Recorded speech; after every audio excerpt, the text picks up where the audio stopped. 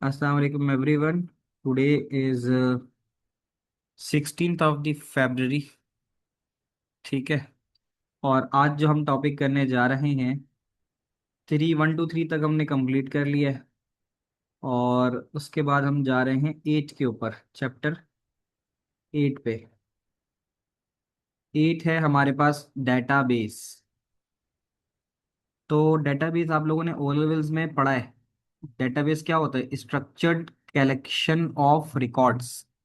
जब आप रिकॉर्ड्स को प्रॉपर तरीके से कलेक्ट कर लेते हो, फाइल वगैरह में रख लेते हो, ऑर्गेनाइज वे में रखते हो, तो उसको रिकॉर्ड बोलते हैं। उसको डेटाबेस कहते हैं, structured collection of records. Records को तरतीब से रखना जो है वो डेटाबेस है। ठीक है।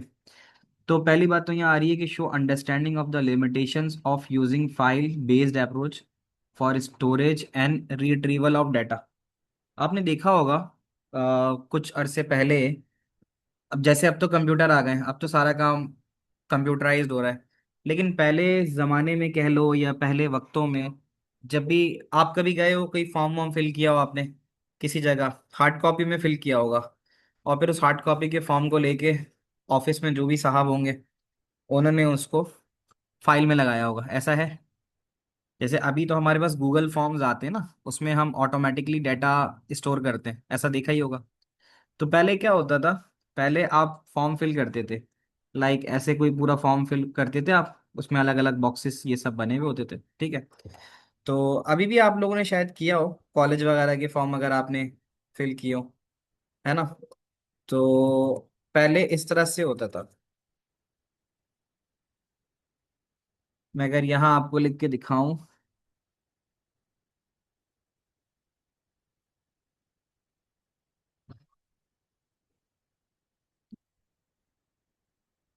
College admission form. फॉर्म तो बहुत सारी चीज़ों के होते हैं। हॉस्पिटल में पेशेंट को अगर आप एडमिट करा रहे हो तो फॉर्म आ जाएगा। आप अकाउंट खुलवा रहे हो, है ना? आप अकाउंट खुलवा रहे हो, college admission form. Bank account खुलवाओ, बैंक अकाउंट खुलवाते हुए भी फॉर्म फिल करना होता है ना। ऐसे देखे होंगे आपने, देखो सही कह रहा हूँ मैं? तो पासपोर्ट का फॉर्म आता है, इस तरह से आता है ना? तो ये आपके पास बहुत सारे फॉर्म्स है। ये फॉर्म्स पहले मैनुअल होते थे। जैसे ये किसी भी लाहौर की कॉलेज का फॉर्म है, तो ये इस तरह से फॉर्म स्टूडेंट से ना लिया जाता था, हार्ड कॉपी। फिर उसके बाद जो है, हार्ड कॉपी के बाद जब कंप्यूटर का ज़्यादा इस्तेमाल होना शुरू हो गया, तो फिर आपके पास जो है वो इस तरह के फॉर्म आना शुरू हो गए। Hotmail sign up form. ठीक है। फिर वो आपके पास आना शुरू हो गए इन सॉफ्ट कॉपी। तो आपने देखा होगा पहले इस तरह से फॉर्म बनता था ना, create an account, first name last name. ये क्या करते हैं? ये सब डाटा कलेक्शन ही तो है। डाटा को कलेक्शन ही किया जा रहा है। तो वो डाटा कलेक्ट हो जाता है। जब वो डाटा कलेक्ट हो जाता है तो वो आपके पास एक फॉर्म के अंदर, एक फॉर्म से मुराद एक टेबल की फॉर्म में आपके साथ स्टोर हो जाता है। Think it's being loading the file. तो क्या हो रहा है इसको? सही नहीं आ रहा। अच्छा। ये अमूमन खैर, ये जो पिक्चर मैं आपको दिखा रहा हूँ, ये तो आपने देखा ही होगा ना। जो राइट साइड पे जो पिक्चर आ रही है माइक्रोसॉफ्ट की लॉगिन वाली, ये इस पे आई गेस पिक्चर्स क्यों नहीं आ रही है? डोंट थिंक सो, कोई मसला है क्या है? पिक्चर्स नहीं आ रही। बट खैर यहीं आप देख सकते हो राइट साइड पे, कि जो मैं आपको दिखाने की कोशिश कर रहा हूँ, ये सारे इस तरह के फॉर्म्स आ रहे हैं। अब आप जो भी डाटा डालते हो, वो डाटा आपका इस तरह से फॉर्म में जाता है। आप लोग ये बात समझ रहे हो मेरी? ऐसे डालते थे ना सॉफ्ट कॉपी फॉर्म में। पहले मैंने जो आपको दिखाया वो हार्ड कॉपी था, अब जो मैं आपको दिखा रहा हूँ वो सॉफ्ट कॉपी है। अब ये होता क्या है, आप लोगों के पास वो है, माइक्रोसॉफ्ट एक्सिस है, ACCESS एक्सिस है। तो मैं आपको अगर दिखाऊं अपना माइक्रोसॉफ्ट एक्सेस, तब आपके सामने मेरी स्क्रीन आ रही होगी। क्या आप सबके सामने मेरी स्क्रीन है? मैं यहाँ लिखता हूँ ACCESS, MS Access. Microsoft Access एक डेटाबेस रिकॉर्ड मतलब डेटाबेस बनाने के लिए एक सॉफ्टवेयर टूल इस्तेमाल होता है, और इसमें कुछ बनी बनाई डेटाबेसेस हमारी आसानी के लिए पहले से मौजूद होती हैं। मोर टेम्पलेट में अगर आ जाएं, ये देखो, एक कॉन्टैक्ट के नाम से एक डेटाबेस है, यानी कॉन्टैक्ट रिकॉर्ड वगैरह। इसमें एक डेटाबेस मैंने ऐसी पढ़ाते हुए भी देखी होगी, स्टूडेंट के नाम की शायद। तो ये एक डेटाबेस यहाँ आ रही है आपके सामने स्क्रीन पे, एक डेटाबेस आ रही है। तो आप देख सकते हो यहाँ पे हम जाते हैं जब, इसमें एक ऑप्शन आता है फॉर्म का, ये ऐसे फॉर्म का। तो अमूमन जो आपके सामने फॉर्म आ रहा होता है ना, ऐसे आ रहा है देखो फॉर्म, ऐसे करके। तो आपके सामने एक फॉर्म खुलता है, स्टूडेंट लिस्ट, यहाँ देख सकते हो। देखो ये इसकी सबसे अच्छी एग्जांपल अब तुम्हारे सामने आ गई। ये एक फॉर्म है, इस फॉर्म में अली खान ये सब देखो, मैंने ये एक डमी के तौर पे डाला हुआ था, ठीक है। तो अगर इसमें ऑप्शन था, इसमें नेक्स्ट का भी था शायद, नीचे है कहीं, कहाँ है? नहीं है, ये पूरा आ रहा है, ठीक है। अच्छा, अब मैं यहाँ पे कहता हूँ सेव एंड न्यू, अब मैं एक नई पे आ गया, जैसे मैं अब फर्स्ट नेम पे डालता हूँ मोहम्मद, ऐसी फॉर्म फिल होता है ना, मोहम्मद वकार, ठीक है, 1 2 3 लेवल ए, ठीक है, और लेवल भी डाल दिया मैंने, ऐसे कुछ भी करके डाला, और मैंने इसको सेव एंड न्यू कर दिया, ठीक है। इस तरह किया मैंने, ठीक है। तो ये डालने के बाद, ये मैंने डालने के बाद सेव किया। अब ये जो सेव हुआ है ना, अब ये कहीं तो गया होगा, ये फॉर्म है, ये जो तुम्हें सामने नजर आ रहा है ये फॉर्म है। क्लोज करूंगा। अब आप यहाँ देखना, ये तो मैंने कर दिया, ठीक है। इसी तरह ये तो फॉर्म आ गए और ये टेबल आ गए। मैं किसके अंदर फिल कर रहा था, आई गेस मुझे नाम तो याद नहीं है, यानी हाँ ये आ गया, सॉरी। देखो, मैंने वहां पे जो फॉर्म था उसमें डाटा डाला, और यहाँ स्टूडेंट के अंदर वो आ गया, वकार मोहम्मद 1 2 3। इम्पैक्ट आ गया ना, आप लोग मेरी बात समझ रहे हो? यानी ये जो ऊपर नजर आ रहे हैं ये टेबल है, मतलब ये समझ लो इसका बैक व्यू है, बैक मतलब बैक एंड जिसको कहते हैं। और ये है इस फॉर्म का फ्रंट व्यू। वो फॉर्म था आई थिंक स्टूडेंट डिटेल्स का, ऐसा ही है। डबल क्लिक किया, स्टूडेंट डिटेल खुल गया, अब आ रहा है ना सही। और आई गेस इसके बाद कौन सा था, स्टूडेंट लिस्ट का था। चलो अब मैं अगर इस पे कहता हूँ सेव एंड न्यू, अब मैं फर्स्ट नेम अलग डालता हूँ, फर्स्ट नेम डालता हूँ बासित, ठीक है, बासित। और यहाँ डाल देता हूँ Ali, student ID 1 2 3 level A, या लेवल फर्स्ट सेकंड थर्ड, इसमें से कुछ भी। अब मैंने सेव एंड न्यू किया, ठीक है, ये आ गया। अब हम इसको अगर देखें, the changes you requested to the table were not successful because they would create duplicate values in the index primary key or relationship change the data in the fee। अच्छा, कोई भी whatever आ रहा है, चलो उसको देखते हैं। स्टूडेंट डिटेल मैंने ये डाली है,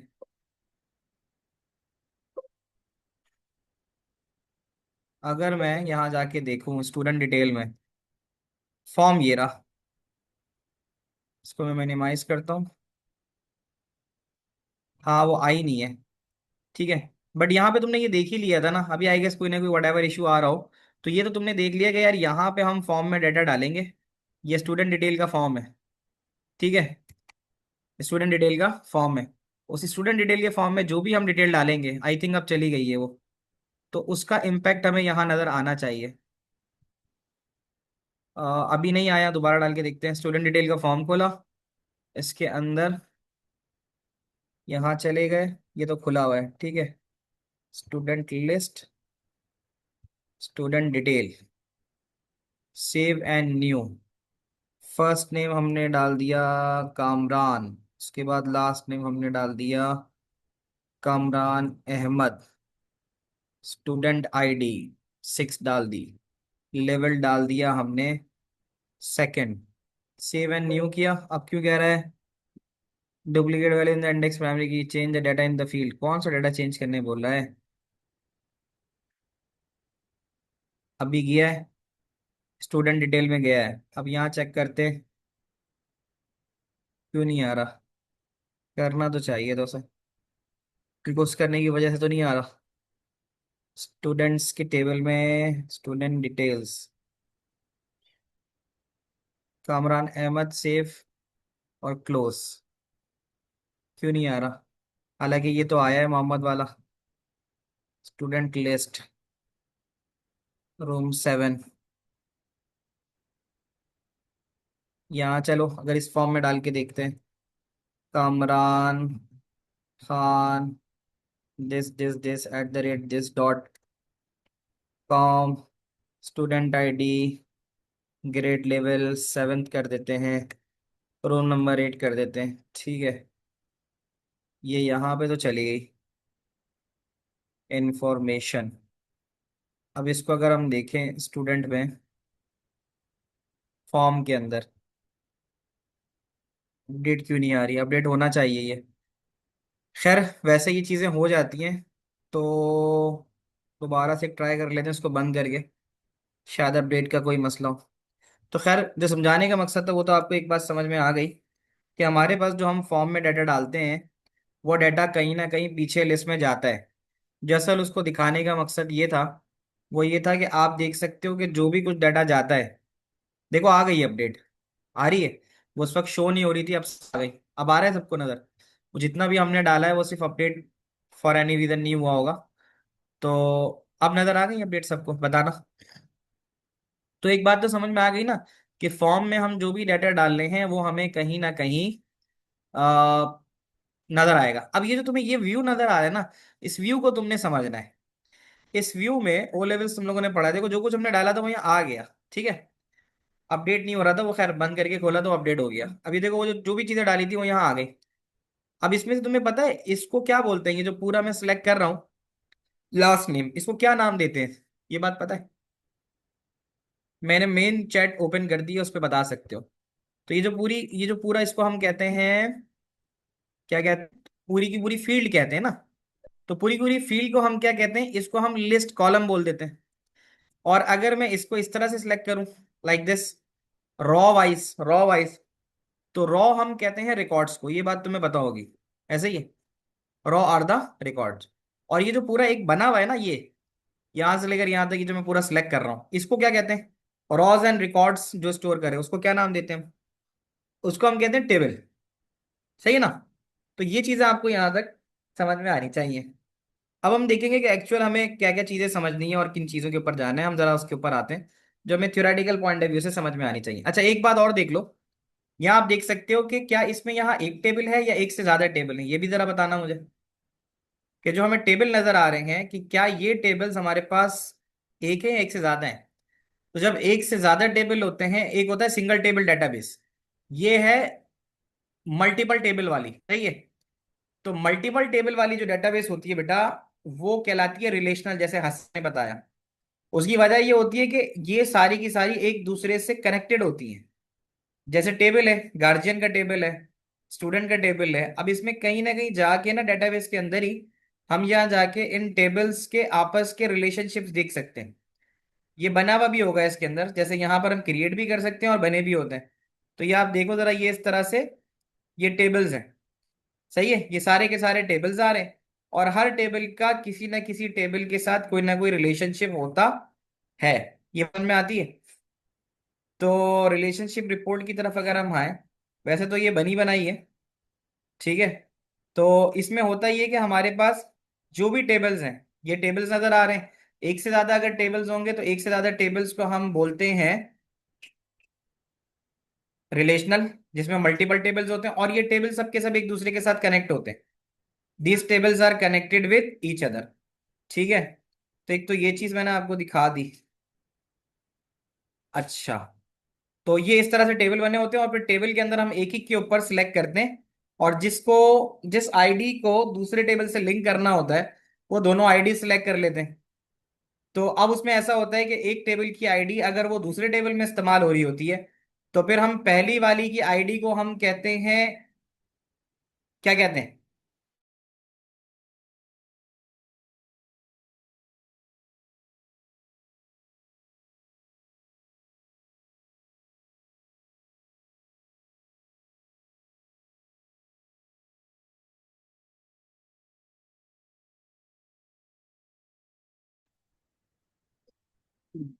ये बताओ कि रिकॉर्डिंग चल रही नहीं चल रही? चल तो नहीं रही।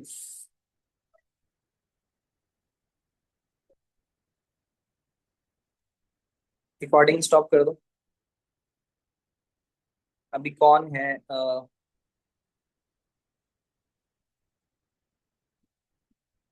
एक्सेस किसके पास रिकॉर्डिंग का? अच्छा, मैंने आपको पीछे जो चीज़ें बताई ना, वो सारी बातें तो मैंने आपको बता दी। तो बेसिकली कोई भी डेटाबेस जो आपको नज़र आती है, तो वो डेटाबेस ऐसे टेबल्स बने हुए होते हैं ये। और इस टेबल में इन हिस्सों को कॉलम्स कहते हैं। और ये बेसिकली फील्ड्स होती हैं, FIELDS फील्ड्स। और इन हिस्सों को रॉस कहते हैं, और रॉस कहते हैं रिकॉर्ड्स।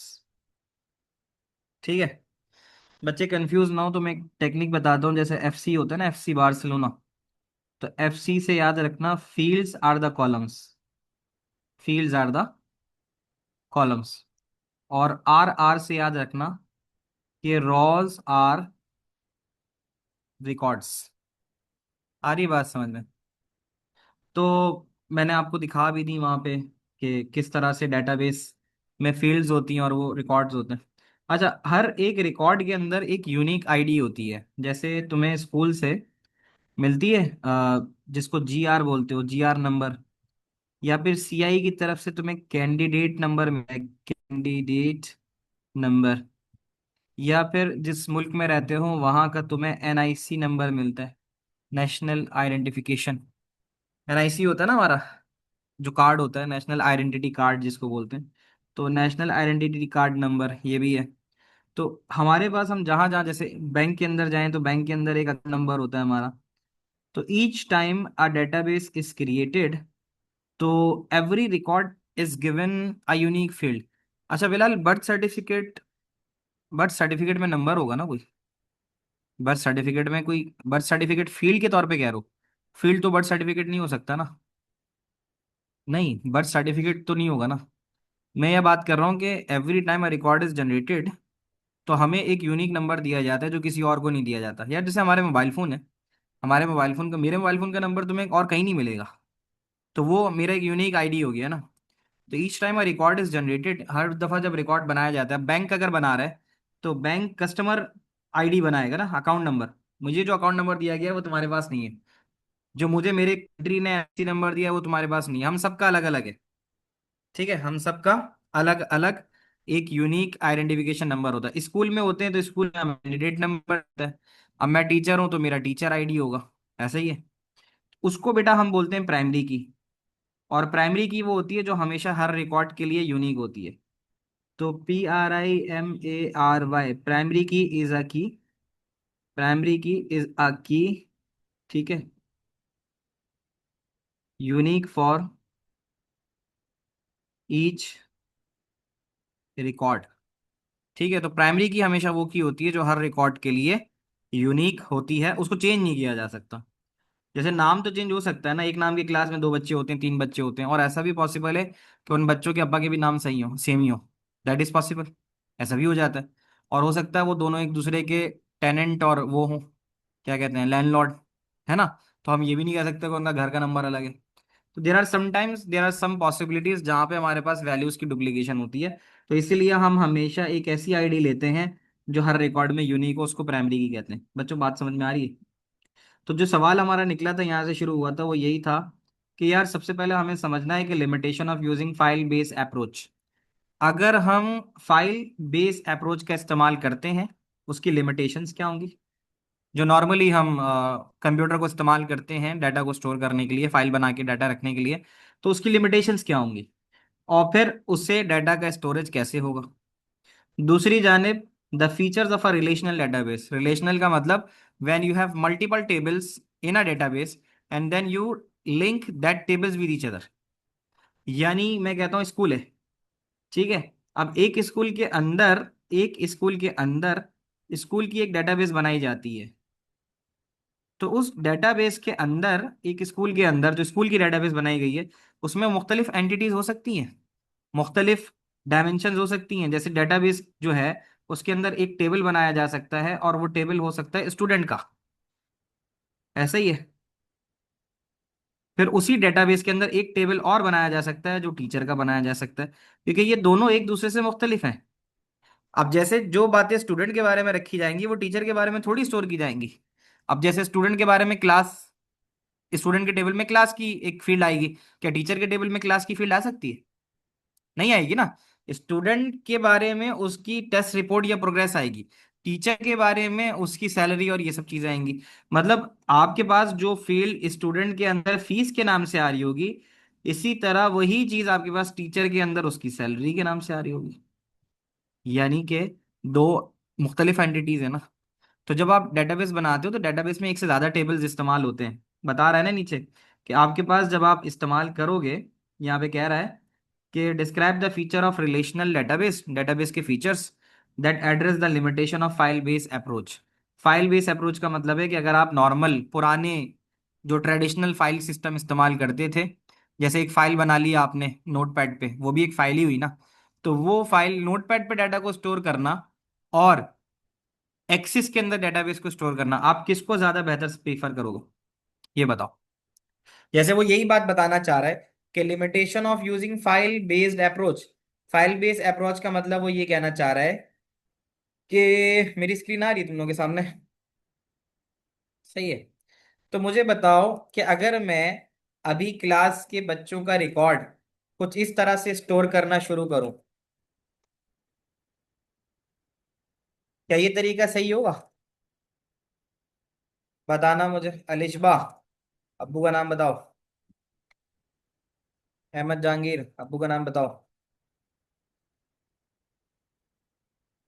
मूसा, अब्बू का नाम बताओ।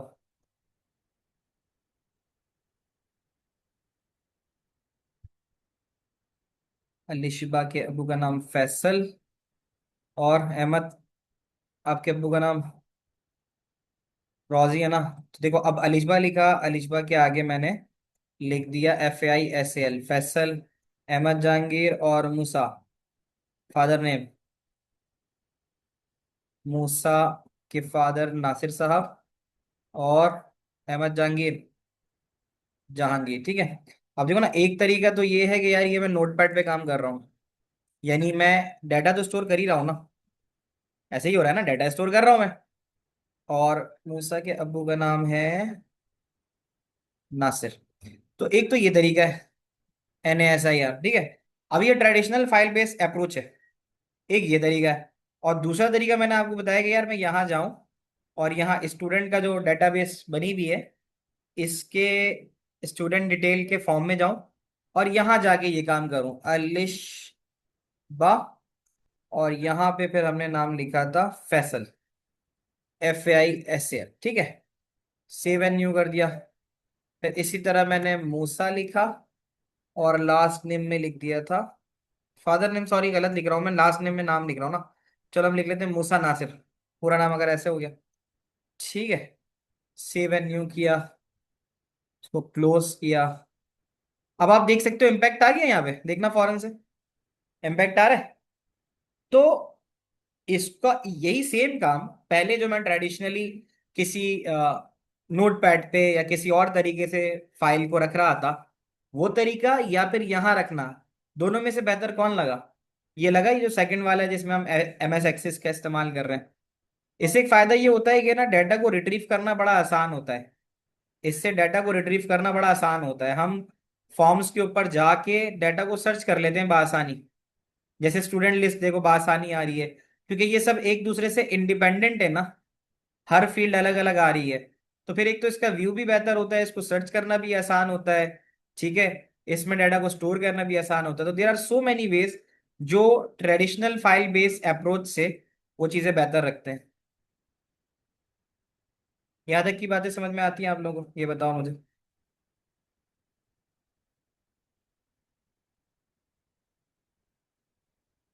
तो अब हम चलते हैं आगे।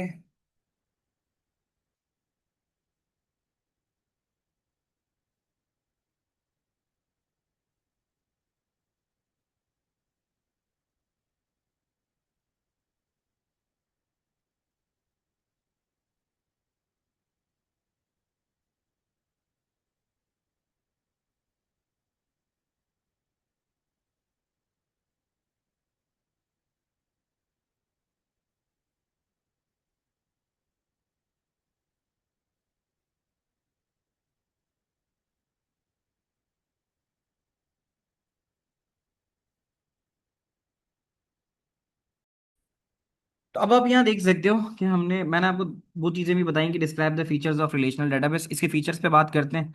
और फिर जो लिमिटेशंस थी ना फाइल बेस्ड अप्रोच की, इसके ऊपर भी बात कर लेंगे। फिर उसके बाद हम ये देखेंगे कि understanding and the use of terminology associated with the relational database model, जिसमें हम ये देखेंगे कि भाई एंटिटी क्या होता है, टेबल क्या होता है। टेबल तो आपने देख ही लिया, रिकॉर्ड आपने देख लिया रॉ होती है, फील्ड आपने देख लिया कॉलम होती है, ठीक है। टपल भी रॉ को ही कहते हैं। एट्रीब्यूट जो फील्ड की कॉलम्स होते हैं ना, जैसे एज हो गया, नाम हो गया, क्लास हो गया, इन सबको एट्रीब्यूट कहते हैं। प्राइमरी की एक ऐसी की होती है जो हर रिकॉर्ड में यूनिक होती है, ठीक है। तो ये सब चीज़ें हैं। तो आओ ज़रा अब हम इसको स्टार्ट लेते हैं कि इसके अंदर बेसिकली तीन सेक्शंस हैं। डेटाबेस का कॉन्सेप्ट एक ये आ गया, फिर उसके बाद डीबीएमएस आ गया, डेटाबेस मैनेजमेंट सिस्टम, और फिर डीडीएल और डाटा मैनिपुलेशन लैंग्वेज। तीन सेक्शंस हैं इसके। और अगर आप इसके पास पेपर के सवाल देखो तो ये सबसे इम्पोर्टेंट तरीन टॉपिक है, और हर साल पास पेपर में इसका अच्छा खासा वेटेज आता है। तो मैं आपको इसका वेटेज भी दिखा देता हूँ। एएस लेवल पेपर 1, तो आप समझो कि हर साल ना इसका 12-15 मार्क्स, 10 मार्क्स आराम से आ जाते हैं। तो ये वन ऑफ द, कह सकते हो, इम्पॉर्टेंट टॉपिक्स होता है। तो यहाँ डेटाबेस लिखते हैं, DATABACE, डेटाबेस, ठीक है। तो आप देख सकते हो यहाँ पे इस तरह से नजर आ रहा है। 3 और 3 6, 2 8, 8 4 12, 13 14 15, 20, समझ लो तुम्हारे पास परसेंट तुम्हारे पेपर का ये पार्ट ले जाता है। तो ये इतना इंपॉर्टेंट चैप्टर है तुम्हारा, ठीक है। तो ये मैंने एक रैंडम वहां से उठाया था, एक सवाल यहाँ से दिखा देता हूँ। 1 और 3 4, 4 5 6, 6 और 5 11, 11 आ गया, ठीक है। तो आपको 15-20% आपका पेपर जो है ना ये ले जाता है ना। 40 marks plus from 1 to 3 and database, बिल्कुल ऐसे ही है। तभी मैं तुम्हें इस तरह से पेपर मैंने प्रिपरेशन करानी शुरू की है कि तुम्हारे जो ज़्यादा मार्क्स लेते हैं उसको सही से हम कवर करें। अब जैसे कि एक सवाल है, 1 और 4 5 मार्क्स, 5 और 4 9, 9 और 5 14, देख लो तुम, 75 में से 14 मार्क्स का तुम्हारा ये सवाल आ रहा है, ठीक है। तो अब यहाँ ज़रा देख लेते हैं भाई क्या कहता है इसके अंदर, और उसको पढ़ते हैं। तो डेटाबेस के जो अहम तरीन चीज़ें हैं उसमें सबसे पहली चीज़ आती है भाई फाइल बेस अप्रोच। डाटा जो फाइल सिस्टम्स के अंदर रखा जाता था, तो वो कहता है कि file based system refer to any system where data is stored in separate file. जैसे कि टेक्स्ट फाइल तुमने भी देखा था, मैं नोटपैड में डाल रहा था उसको, मैं इसको स्प्रेडशीट में भी डाल सकता था। स्प्रेडशीट में भी तो डाटा रिकॉर्ड होता है ना, मानते हो इस बात को। तो वहां पे मसाइल क्या आते हैं, ये कुछ चीजें रटने की हैं तुम्हारी, वहां पे मसाइल ये आते हैं कि ईच एप्लीकेशन और डिपार्टमेंट में हैव इट्स ओन फाइल। तो अब अगर कोई यूनिवर्सिटी है, जैसे कराची यूनिवर्सिटी में 52 डिपार्टमेंट है, तो सबकी अपने अपने अलग अलग फाइल्स हो सकती हैं, है ना। तो उसकी वजह से क्या हो सकता है, उसकी वजह से ये हो सकता है कि there could be duplicate files, data duplicate हो सकता है नहीं हो सकता। अगर आप ट्रेडिशनल फाइल सिस्टम का इस्तेमाल करोगे तो उसमें डाटा डुप्लीकेट होगा, सही है। तो डाटा डुप्लीकेट होगा तो फिर मसाइल भी आ जाएंगे ना, जब एक ही बंदे का डाटा अगर 8 8 जगह पड़ा हुआ होगा। तो एक तो मसला ये है कि अगर उसमें कहीं अपडेट होती है तो वो अपडेट फिर एक जगह हो रही होगी, बाकी 7 जगह पे नहीं हो रही होगी, मानते हो ये बात। किसी भी जगह पर अगर आपके पास एक ही फाइल की कई सारी डुप्लीकेशन है, तो अगर उसके अंदर कहीं चेंज आता है तो वो फिर चेंज हर जगह चाहिए होगा ना, है ना। फिर उसके अलावा रिडंडेंट, रिडंडेंट का मतलब यही होता है कि डुप्लीकेशन ही होती है। तो इसमें एक मसला ये आता है कि there is no central control, कोई सेंट्रल कंट्रोल नहीं होता, यानी आपका डाटा कि सेंट्रलाइज सिस्टम पे स्टोर नहीं होता, ठीक है। तो ये बात भी होती है। और files are often stand alone, यानी वो इंटरनेट के ऊपर भी शेयर नहीं होती, वो किसी एक फाइल सिर्फ पीसी के ऊपर मौजूद है, और उस जगह पे आग लग गई, सिस्टम क्रैश हो गया, वायरस आ गया, तो आपका डाटा गया ना, आपका डाटा सेफ भी तो नहीं होता, ये बात भी है, ठीक है। तो फाइल बेस्ड सिस्टम ऐसा सिस्टम होता है जो किसी भी सेपरेट टेक्स्ट फाइल में या स्प्रेडशीट में स्टोर हुआ हो, और फिर हर एप्लीकेशन, ईच एप्लीकेशन या डिपार्टमेंट का अपना ओन डाटा हो, अपनी ओन फाइल्स हो, जिसकी वजह से वो जो डाटा है वो डुप्लीकेट हो। तो डुप्लीकेट होने के बहुत सारे असरात होते हैं कि अगर कोई चेंज आता है डाटा के अंदर तो उसका इम्पैक्ट बाकी सब जगहों पर नहीं आता। फिर उसके अलावा कोई सेंट्रल कंट्रोल भी नहीं होता। अभी तो खैर आपके पास पाकिस्तान के अंदर एक चीज कहलाती है जिसको कहते हैं स्टेट बैंक। तो स्टेट बैंक क्या करता है, स्टेट बैंक के अंदर जो डाटाबेस है वो सेंट्रली कनेक्टेड है, सही है। तो सेंट्रली कनेक्टेड होने की वजह से ये होता है कि जो अब रिकॉर्ड होता है ना, अगर वो एक जगह पे अपडेट हुआ है या चेंज हुआ है तो उसका इम्पैक्ट सब जगह पे आता है। तो इससे ये फायदा होता है कि डाटा डुप्लीकेशन से बच जाते हैं आप। बात आ रही है समझ में? यानी अगर एक जगह रिकॉर्ड हुआ है, अब जैसे एक अगर आप सेंट्रलाइज सिस्टम नहीं इस्तेमाल कर रहे, तो आपका होम एड्रेस एक जगह पे अलग था, एक डेटाबेस थी, यानी एक एक पीसी था, एक पीसी 1 था, उस पे आपका एड्रेस एबीसी था, और हकीकत में आपका पीसी नंबर 4 जो था उसके ऊपर आपका डेट जो एड्रेस आ रहा है वो XYZ आ रहा है जो अपडेटेड है। अब कभी अगर किसी रिकॉर्ड को तलाश करने की कोशिश की गई और आपका रिकॉर्ड ढूंढा गया, तो अब यही नहीं पता चलेगा कि आप एबीसी घर में रह रहे हो या XYZ में रह रहे हो, क्योंकि आपका डाटा जो है वो अपडेट नहीं है। तो ये कॉमन ओल्डर सिस्टम्स के अंदर और स्मॉल सेटअप्स के अंदर इस्तेमाल होता था। ठीक है।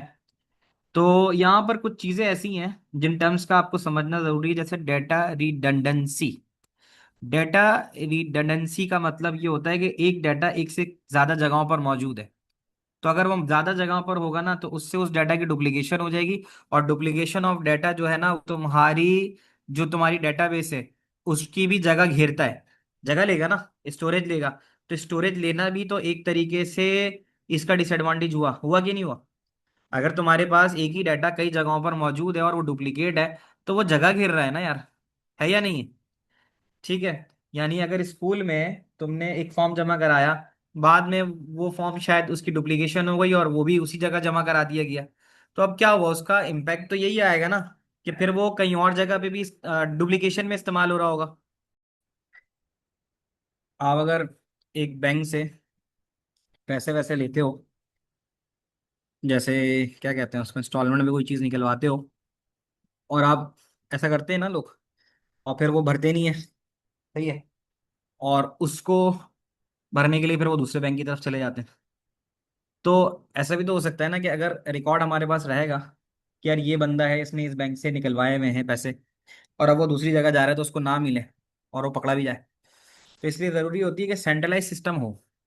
सेंट्रलाइज सिस्टम में अब ऐसा है, डुप्लीकेशन ऑफ डाटा का मतलब ये है कि अगर सेंट्रलाइज सिस्टम नहीं होगा तो वो शख्स कहीं भी पूरे मुल्क में जाके हर जगह से पैसे निकलवा लेगा, और या तो कर्जे ले लेगा, ऐसा कर सकता है ना। ठीक है। तो सेंट्रलाइज सिस्टम का एक फायदा ये होता है कि आपके पास किसी भी सर्टेन एंटिटी की, यानी अगर आप पाकिस्तान में रह रहे हो या इवन बाहर रह रहे हो, तो अब जैसे मैं हूँ, अब मेरे जितने भी अकाउंट है ना मेरे एनआईसी से सब कनेक्टेड है। तो मैं अगर कहीं भी जाऊंगा और मेरी कोई भी इंफॉर्मेशन निकालनी होगी, तो सिंपली उनको क्या करना होगा, they will simply write my email ID, और उससे उनको ये पता चल जाएगा कि भाई मेरे इतने बैंक्स में इन इन जगहों पे ये अकाउंट्स मौजूद है। ये पॉइंट समझ रहे हो आप लोग?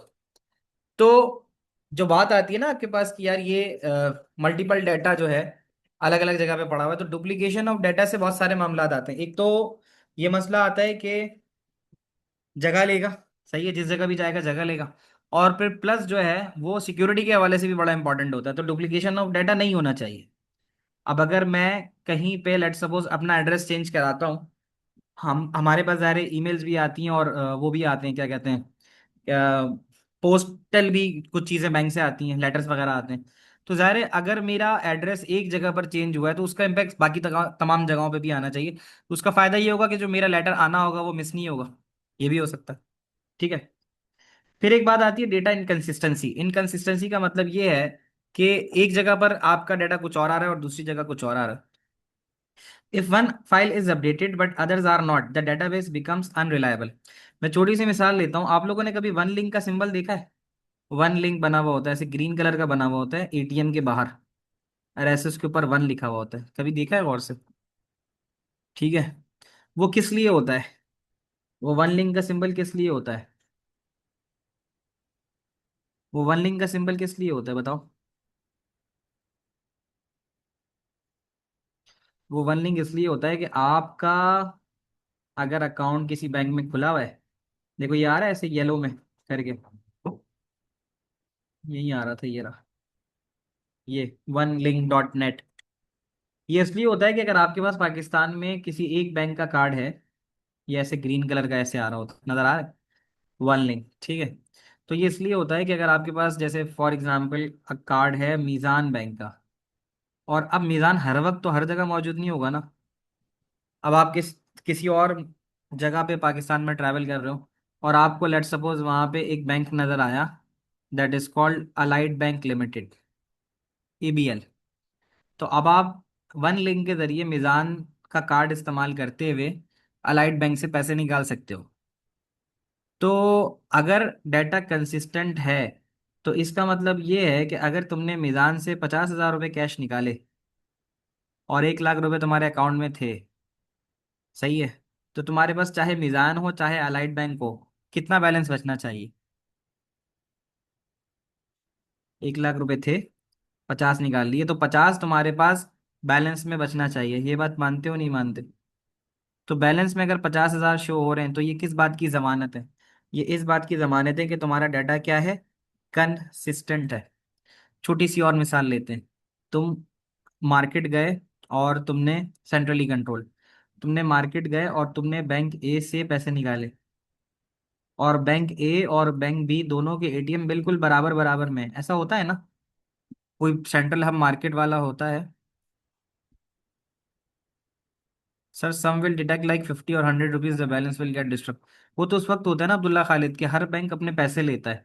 आई के सब 30-35 रुपए लेता है। अगर जैसे मिजान का कार्ड है और अलाइट से निकलवाओगे तो वो सर्विस चार्जेस की मद में 35 रुपए काटता है। बैंक टू अपने सेम बैंक से निकालोगे तो नहीं काटता। बट मैं ये कहना चाह रहा हूँ, अगर तुम कभी मार्केट गए हो तो वहां पे तुम्हारे पास बैंक वन और बैंक टू बिल्कुल साथ साथ भी होते हैं, होते नहीं होते? बिल्कुल करीब करीब होते हैं। तो अगर तुम एक बैंक से निकाल के पैसे फौरन दूसरे बैंक से भी पैसे निकालोगे, तो क्या दूसरे बैंक पहुंचने तक तुम्हारा डाटा अपडेट हो चुका होगा, नहीं हो चुका होगा? ऐसा तो नहीं है ना कि तुमने कहा यार यहाँ से 50 निकालें, फटाफट वहां से 1 लाख निकाल लेता हूँ, और 1 लाख मेरे अकाउंट में थे। क्या ऐसा कर सकता है कोई? 1 लाख अकाउंट में थे, 100,000 अकाउंट में थे, 50,000 बैंक ए से निकाले और दोबारा बैंक बी से जाके 1 लाख निकालने लगे, क्या निकलेंगे? किसी सूरत नहीं निकलेंगे। उसकी क्या वजह है? क्योंकि डाटा सेंट्रलाइज होने की वजह से कंसिस्टेंट होगा। अगर इनकंसिस्टेंट होता डाटा तो बड़ा नुकसान हो जाना था। अब बात आ रही है समझ में?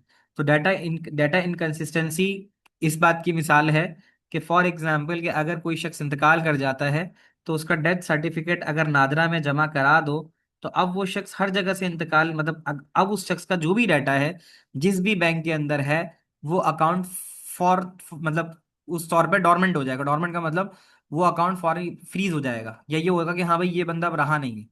फिर ये देखा जाएगा कि उसने किसको अपना वो बनाया था नॉमिनी, तो उसको पैसे मिले दिए जाएंगे। अब बात समझ लो मेरी? तो डाटा इनकंसिस्टेंसी का मतलब ये होता है कि अगर डाटा का चेंज एक जगह किया जा रहा है और अगर वो दूसरी जगह ना आए, तो वो चीज हमारी कहलाती है डाटा इनकंसिस्टेंसी। अब आती है बात समझ में? तो मैं तुम्हें एग्जांपल यही दूं ना कि मुझे एग्जांपल आ रही है तो इसलिए मैं दे भी रहा हूँ कि अब मैं टीचर हूँ, ठीक है, और एक है अकाउंटेंट स्कूल का। अकाउंटेंट के आगे भी बच्चे की इंफॉर्मेशन आएगी और टीचर के आगे भी आएगी, क्या ये बात मानते हो? तो स्टूडेंट ने कहा कि सर मैं जा रहा हूँ, मेरी जो है ना शिफ्ट हो गए हैं फादर कहीं पे, मैं स्कूल छोड़ के जा रहा हूँ। तो अकाउंटेंट के टेबल में स्टूडेंट का जो डाटा होगा उसको डिलीट किया जाएगा, है या नहीं है?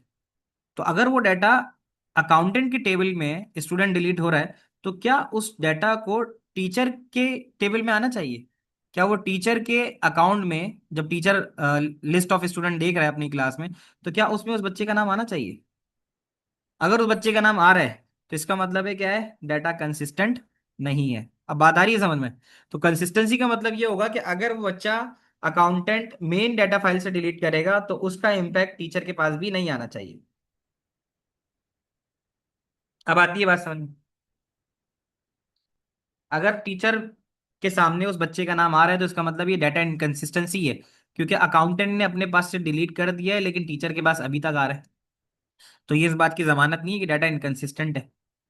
कंसिस्टेंट का तो मतलब ये होता है कि दोनों अगर यहाँ है, जैसे एक नया बच्चा आया, ST, एक नया बच्चा आया भाई जयान, एक नया बच्चा आया, तो अगर जयान अकाउंटेंट के सामने आ रहा है तो टीचर के सामने भी उस क्लास के अंदर फिर जयान नया ऐड होता हुआ आना चाहिए, नहीं आना चाहिए? अगर नहीं आ रहा होगा तो इसका मतलब डाटा क्या है, इनकंसिस्टेंट है। सही है। लैक ऑफ डाटा इंटीग्रिटी, ठीक है। डाटा इंटीग्रिटी का मतलब ये होता है कि डाटा एक्यूरेट हो और कंसिस्टेंट हो तमाम फाइल के अंदर। इस चीज को हम कहते हैं इंटीग्रिटी। इंटीग्रिटी का मतलब होता है मुकम्मल होना। मतलब ऐसा नहीं है कि एक तरफ डाटा कुछ और आ रहा है, मतलब पूरा आ रहा है, और दूसरी तरफ नहीं आ रहा। तो ये जितनी भी हम बातें कर रहे हैं ये हम लिमिटेशंस की बात कर रहे हैं, जो फाइल बेस्ड अप्रोच की लिमिटेशन थी। आप लोग बात समझ रहे हो? फिर पोर्ट सिक्योरिटी भी होती है कि जो नॉर्मल फाइल सिस्टम्स होते हैं जिसमें डाटा डाला जाता है, इनकी सिक्योरिटी अच्छी नहीं होती। तो limited control over who can access modify और डिफरेंट फाइल। अब ये जो फाइल सिस्टम्स है जो एक्सेल वगैरह की शीट में बनाए जाते थे, इसको तो कोई भी खोल के चेंजेस कर सकता है, नहीं।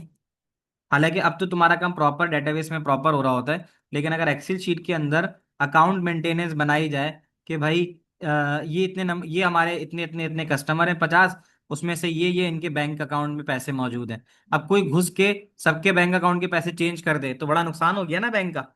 बैंक के पास तो पता ही नहीं चला बैंक को कि यार एक्चुअल डाटा कितना है। अब मेरी बात समझ रहे हो? यानी अगर यही काम मिसाल के तौर पर एक्सेल शीट में जो अकाउंट होल्डर्स का रिकॉर्ड रखा जा रहा है, अगर उसके अंदर हम जाके कहते हैं कि भाई जियान के पास बैंक बैलेंस जो आ रहा था, वो आ रहा था लेट सपोज 50,000 रुपए, रियलिटी में उसको मैंने 5 लाख कर दिया, तो वो तो फिर मसला हो जाएगा ना। तो इसका मतलब पोर सिक्योरिटी का मतलब ये है कि वो जो फाइल है, उस फाइल के ऊपर अगर किसी ने भी कंट्रोल रखा तो वो तो बड़ा नुकसान हो जाना है। ठीक है। और उन्हीं पुरानी फाइल बेस्ड अप्रोच के अंदर अपडेट करना थोड़ा मुश्किल होता था। ठीक है। Changes made changes must be made in several places increasing time of risk and error. मैं कहता हूँ वो जो फाइल बेस्ड अप्रोच थी उसके अंदर वो जो डाटा था वो 3 जगह पड़ा होता था। एक जगह ऑनर ने जो डेटाबेस बनाई, ऑनर ने जो कमरा बनाया हुआ था वहां पे, एक प्रिंसिपल के पास डाटा था, और एक डाटा लेट सपोज अकाउंटेंट के पास था। यानी एक ही फाइल की 3 कॉपीज जो है इन 3 लोगों के पास थी। अब अगर बच्चा लेट सपोज छोड़ के चला जाता है, या बच्चे का एड्रेस चेंज हो जाता है, या बच्चे की कोई भी चीज चेंज हो जाती है, एड्रेस हो गया या कॉन्टैक्ट चेंज हो गया, तो इसका मतलब है वो जो 3 प्लेसेस मैं तुम्हें बता रहा हूँ कि प्रिंसिपल, ऑनर और अकाउंटेंट, तो इन तीनों के पास जा जाके इसकी अपडेट होनी चाहिए कि नहीं होनी चाहिए। यानी वो जो फाइल है वो तीनों जगह खुलनी चाहिए और तीनों जगह उसकी अपडेट होनी चाहिए। तो एक ये भी मसला फाइल बेस्ड अप्रोच के अंदर था कि जब आप डाटा अपडेट करने के लिए जाते थे तो बड़ी मुश्किल आ जाती थी। क्या ये बात समझ में आ रही? ठीक है। ये हो गया। फिर लिमिटेड स्केलेबिलिटी का मतलब ये होता था कि लार्ज वॉल्यूम ऑफ डाटा, अगर डाटा थाउजेंड्स ऑफ कस्टमर्स का है तो फाइल बेस्ड अप्रोच के अंदर इसको स्टोर करना बड़ा मुश्किल होता था। तुम खुद एक सिनारियो ले लो कि तुम फाइल के अंदर डाटा रखते हो अपने कस्टमर्स का, तो तुम्हारे पास अगर वो हार्ड कॉपी के अंदर 1,500 फाइल्स हैं, और उसमें से मैं बोलूँ कि यार फला कस्टमर का डाटा निकाल के लाओ, तुम्हारे लिए मुश्किल नहीं होगा? तुम्हें जाके कैबिनेट देखना होगा, कैबिनेट पे तारीख देखनी होगी। ये बात समझ रहे हो? शायद तुमने कभी देखा हो ऐसे डॉक्टर के पास गए हो जो अपना डाटा फाइल में रखते हैं। ठीक है। तो वो क्या करते थे, वो डाटा अपना शेल्फ के अंदर रखा करते थे। तो अगर उसमें डाटा ढूंढने जाओगे तो वो आपसे पूछेंगे आप हमारे पास कब आए थे, 6 महीने पहले आए थे, तो वो 6 महीने पहले वाले रिकॉर्ड में जाके ढूंढेंगे। अब 6 महीने पहले उनके पास 1,500 वो आते थे, पेशेंट्स आते थे। तो वो इंसुफिशिएंट नहीं होगा उनके लिए, कितना मुश्किल होगा उस डाटा को तलाश करना। और फिर ये भी होता था कि अगर उसकी कोई कॉपी वॉपी भी नहीं होती थी, आग लग जाए, जल जाए, पानी आ जाए, चूहे काट दें, ये भी तो मसले होते थे। फिर दूसरी चीज, नो सेंट्रल कंट्रोल, कोई सेंट्रल कंट्रोल भी नहीं है। ये हम बात करें सारे पुराने सिस्टम की, तो पुराने सिस्टम के अंदर कोई सेंट्रल कंट्रोल नहीं था। Each application manages its own data leading to the lack of coordination. तो अगर एक ही स्कूल के 2 कैंपसेस हैं, तो एक कैंपस के पास अपना डाटा है, दूसरे कैंपस के पास अपना डाटा है, कोई सेंट्रल कंट्रोल ही नहीं है। पॉइंट समझ रहे हो? ये भी इसका इशू आता था। And hard to manage the relationships, can not easily link related data across files. तो फिर आपके पास ये भी होता है कि आप जो रिलेशनशिप बिटवीन द डाटा होता था उसको भी मैनेज नहीं कर पाते थे। ये बात समझ में आती? तो ये चीज तो हो गई। फिर कहते हैं कि एक फ्लैट फाइल होती है, फ्लैट फाइल डेटाबेस की वो होती है जिसमें एक ही टेबल होता है। याद रखना, फ्लैट फाइल एक ऐसी डेटाबेस है जिसमें एक ही टेबल हो। अभी आपने देखा था हमारे पास मल्टीपल टेबल्स है। ठीक है। तो ये सबसे इजी और सिंपल होती है अंडरस्टैंड करने के लिए। ठीक है। लेकिन इसके अंदर डाटा रिडंडेंसी आ सकती है, इनसुफिशिएंट स्टोरेज हो सकती है। उसके मुकाबले में जो रिलेशनल डेटाबेस होती है, अब्दुल्ला की एग्जाम्पल दी, अब्दुल्ला की एग्जाम्पल पढ़ते हैं।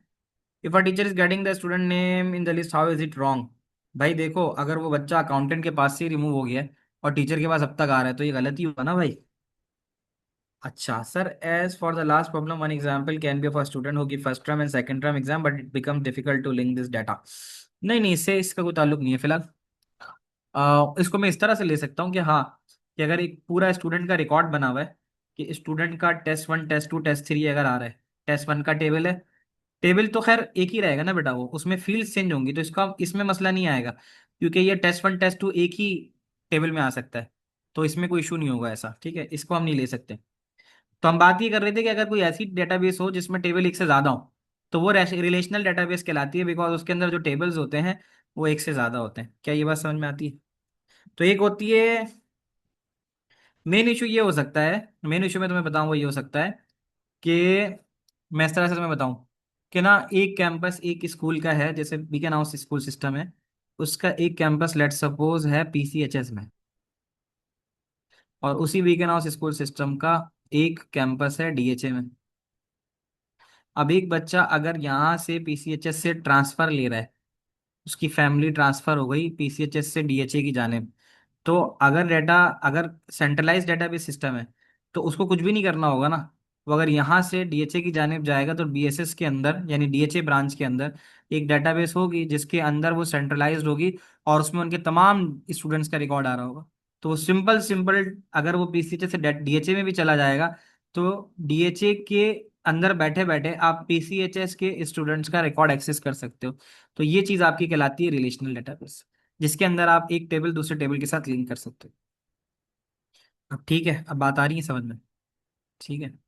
तो कहते हैं it uses keys to connect related data. Key का मतलब क्या है? ये जो पीसीएचएस का डाटा उठाएगा डीएचए, वो किस बेस पे उठाएगा? वो उठाएगा स्टूडेंट के जीआर नंबर पे। वो जीआर नंबर डालेगा तो जो भी पीसीएचएस के बच्चे का जीआर नंबर होगा उससे उसकी पूरी इंफॉर्मेशन इनके सामने आ जाएगी। तो इस बात की ये होगी ना, मतलब इंडिकेशन कि यार डाटा सेंट्रली जो है ना वो डिस्ट्रीब्यूट हुआ है, तो किसी भी जगह से एक्सेस किया जा सकता है। सही है। तो वो कहता है कि it uses key to connect related data which reduces data redundancy. तो उसकी वजह ये होती है कि फिर ये की का इस्तेमाल करता है, दैट इज द प्राइमरी की, जो डाटा रिडंडेंसी को खत्म करती है और एफिशिएंट यूज ऑफ स्टोरेज इस्तेमाल करती है। क्या यहाँ पे ये बात समझ में आ रही है? ठीक है। तो अब वो कह रहा है कि ये वाला जो टेबल आपको नजर आ रहा है इसमें डाटा रिडंडेंट है। कंसीडर द एग्जाम्पल, ये एक फ्लैट फाइल है। फ्लैट फाइल का मतलब होता है एक ऐसी फाइल जिसके अंदर सिंगल टेबल हो, सिंगल टेबल हो। अब वो यही बात बता रहा है कि इस टेबल के अंदर बहुत सारी डाटा रिडंडेंसी है, कि जो tutor and form room information repeats. जैसे टीचर की बात हो रही है ना, पर्सनल ट्यूटर, तो आप देख सकते हो मैरी कैंट, क्या ये रिपीट हो रहा है? इस चीज को हम कहते हैं डेटा रिडंडेंसी, जिसमें डाटा की डुप्लीकेशन हो रही हो। तो वो ये कहता है कि जब भी आप टेबल बनाओ तो ऐसा टेबल बनाना है आपने जिसमें डाटा डुप्लीकेट ना हो रहा हो। तो आप देख सकते हो ये चीजें रिपीट हो रही हैं। हालांकि होना ये चाहिए था कि मैरी कैंट इस टेबल में सिर्फ एक दफा इस्तेमाल होना चाहिए था, ये तीन जगह इस्तेमाल नहीं होना चाहिए था। तो जो चीज रिपीट होती है उसको हम टेबल से बाहर निकाल देते हैं। जैसे आप देख सकते हो यहाँ पे रॉजर हाइंस, ये भी यहाँ पे दो दफा रिपीट हो रहा है। तो इसका मतलब है कि ये जो डाटा है ये रिडंडेंट है। ये बात समझ में आ रही है? तो इसका मतलब है यहाँ पे इनसुफिशिएंट हो गया ना। तो फिर हमें ये करना होगा कि हमें पर्सनल ट्यूटर और फॉर्म रूम को अलग करना होगा इस टेबल के साथ। ठीक है। तो अब यहाँ तुम देख सकते हो कि इसने क्या किया, ट्यूटर के नाम को और फॉर्म को अलग कर दिया। अब जरा देखो, अलग करने से क्या हो गया? अब ऊपर आप देख सकते हो, क्या ऊपर आने वाले डाटा में कोई भी चीज डुप्लीकेट हो रही है? अब बताना। अब वो डिपेंडेंसी या डुप्लीकेशन खत्म हो गई ना। अब अगर आप यहाँ गौर से देखो तो जो टेबल बनाया गया था उसमें रॉजर हिंट्स यहाँ पे दो दफा इस्तेमाल हुआ था और मैरी कैन तीन दफा। तो अब आपने क्या करना है, आपने इस पूरे डाटा को उठा के एक अलग टेबल बना लेना है, दैट इज पर्सनल ट्यूटर और फॉर्म। ये दो चीजें बाहर कर देनी है। तो अब आपने जब पर्सनल ट्यूटर और फॉर्म ये दोनों बाहर कर दिया तो अब आपकी डेटाबेस का साइज कम हुआ, और वो जो डुप्लीकेशन आ रही थी वो कम हुई बताना। आ रहे हैं ना नजर? अब आप डाटा को लिंक कैसे कर रहे हो ये बता दो मुझे। अगर ये बात आपको समझ में आ गई तो आज आप काफी हद तक चीजों को समझ पाओगे। अब क्योंकि हमने टेबल दो बना दिए ना बेटा, अब हमने टेबल दो बना दिए, तो उसको लिंक कैसे करेंगे ये बता दो। ये तुम्हें सामने ही नजर आ रहा है। तो ये एक टेबल वन बन जाएगा और एक ये टेबल टू बन जाएगा, उसी टेबल को हमने स्प्लिट कर दिया। तो बस छोटी सी बात आपने बतानी है कि how can we connect these two data. हाँ बिल्कुल, हम उनके दरमियान रिलेशनशिप क्रिएट कराएंगे, बिल्कुल सही कहा। और वो रिलेशनशिप क्रिएट होगा on the basis of the primary की। प्राइमरी की is the one which is unique for each record. और प्राइमरी की वो होगी जो दोनों में सिमिलर होगी। तो ट्यूटर आईडी जो है वो दोनों में इस्तेमाल होगी, यानी यहां भी इस्तेमाल होगी और यहां भी इस्तेमाल होगी। अब बात आ रही है समझ में? तो ये ट्यूटर आईडी हो जाएगी, और वो ट्यूटर आईडी तुम्हारे पास जिस मेन टेबल में इस्तेमाल हो रही है वहां पर वो इस्तेमाल होगी एज अ प्राइमरी की, और दूसरे टेबल में वो इस्तेमाल होगी एज अ फॉरेन की। अब बताओ, आती है बात ये समझ में? है वो प्राइमरी की, लेकिन इस टेबल के हिसाब से तो ये प्राइमरी है, लेकिन क्योंकि ये लिंक हो रही है विद दिस टेबल तो ये फॉरेन की हो जाएगी। तो अब हम आसानी देख सकते हैं ना कि सैम स्मिथ जो बच्चा है उसका ट्यूटर है रॉजर हाइंड जिसका फॉर्म रूम है 6B। क्या ये चीज अब कहीं रिपीट होती हुई नजर आ रही है? अब नहीं आ रही ना। इसी तरह फ्रेड लिंच है, इसका ट्यूटर ID 2 है, जैसे ट्यूटर आईडी में जाएंगे तो इसका ट्यूटर और इसका फॉर्म नेम आ जाएगा। अब हमें यहां पर कोई भी चीज रिपीट होती हुई नजर नहीं आ रही है। क्या कहते हो बच्चों, ये बातें समझ में आ रही है? प्राइमरी की, सेकेंडरी की, ये सब चीजें समझ में आ रही है? ये सारी बातें हो गई। अच्छा, तो उसने बोला ना कि इसको खत्म करने के लिए एक न्यू टेबल बनाया जाएगा जो आपके पास ट्यूटर इंफॉर्मेशन और को अलग करता मेन टेबल से और एक नए टेबल में आ जाएगा। तो फिर फॉरेन की जो होगी वो आपके पास स्टूडेंट आईडी होगी, वो हो जाएगी। सही है। तो मेरे पास मैसेज आ रहा है और आप लोगों के पास भी आ रहा है। यार लगी हुई तो मेरी भी, और मैं बैठा हूँ 6 बजे से। खैर, तुम्हारी बात पे हम इसको जो है फिर रोकते हैं इंशाल्लाह। वैसे ये टर्म समझ लो बस, फिर मैं क्लास एंड करता हूँ, ठीक है? तो उसने ये बात बोली ना कि now the name of each tutor and their form is stored only once, तो एक ही दफा सारा डाटा स्टोर होगा। अब इससे एक बात समझ में आ जाएगी कि अगर हम एक जगह पर डाटा में कहीं चेंज करते हैं तो वो अपडेट हो जाएगा दूसरी जगह पे, तो उससे इनकंसिस्टेंसी खत्म हो जाएगी। क्या कहते हो, आ रही है बातें समझ में? ठीक है। तो टेबल आपको पता है टेबल क्या होता है? टेबल वो होता है जो रॉ इन कॉलम से मिलके बनता है। सही है। और रिकॉर्ड क्या होता है? रिकॉर्ड जो होता है वो टेबल की एक सिंगल रो होती है, और कॉलम क्या होता है जो एक फील्ड होती है, जैसे नाम, एड्रेस, ये सब चीजें। पाँव मेरा यार जो है वो दर्द है पाँव में, ज़्यादा नीचे रख के बैठना पड़ रहा है क्योंकि पाँव को ना मुसलसल, और अगर खुदा ना खास्ता कभी किसी के प्लस्तर चढ़ा हो तो उसको पता चलेगा कि इरिटेशन कितनी होती है कि आपको 24 आवर्स आगे पीछे एक ही पोजीशन में बैठना है कभी। तो बस ये छोटी मोटी चीज़ें हैं। डॉक्टर ने कहा है कि इसको बिल्कुल स्ट्रेट करके और ऊपर करके बैठना है।